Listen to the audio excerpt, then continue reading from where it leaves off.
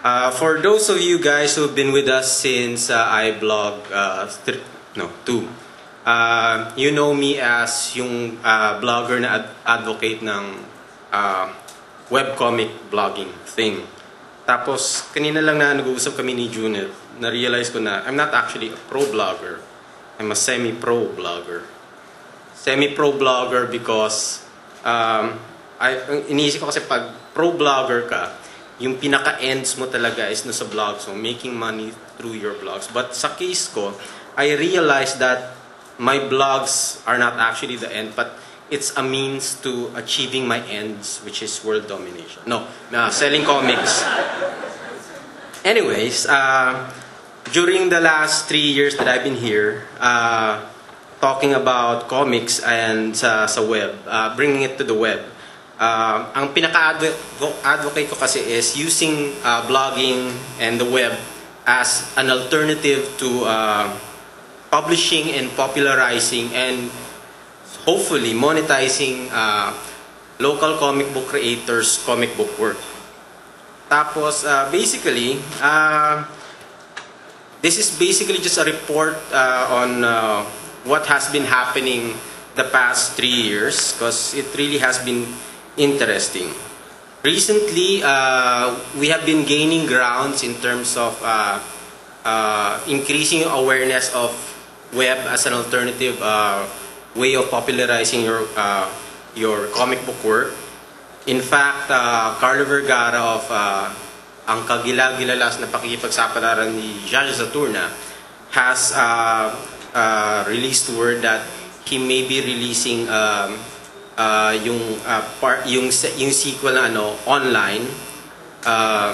Budgetans 13 is now a graphic novel, was also put online to further find an audience.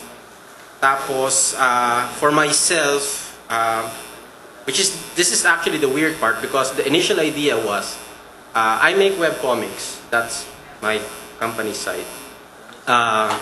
Tapos the idea is I put it up on the web, put ads on it, then I make money.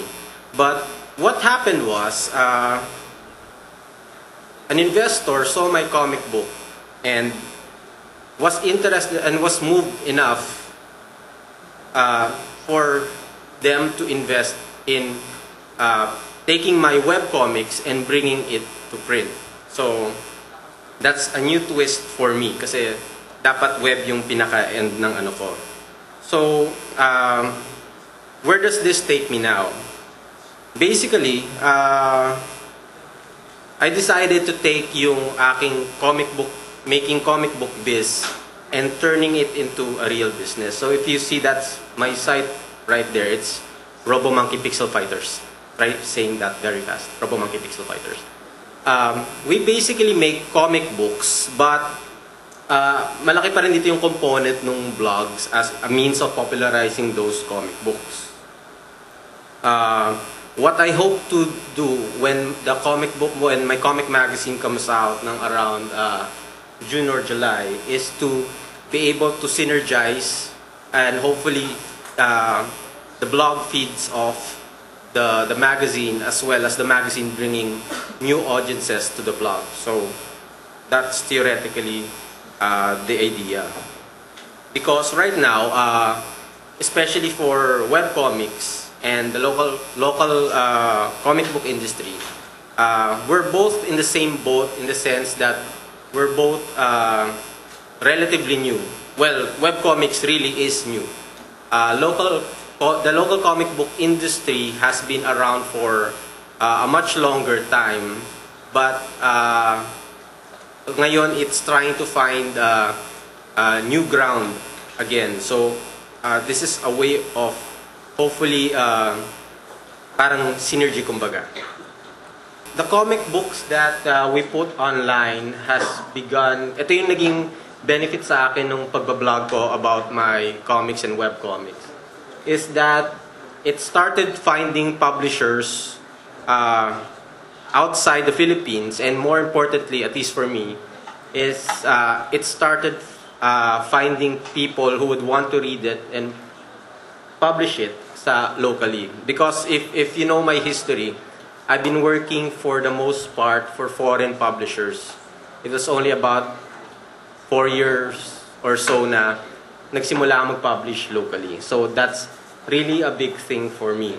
And aside from that, aside from comic book publication, the business making comic books and illustrations have started going beyond comic books. We've done comic book themed stuff for advertising agencies, and as well as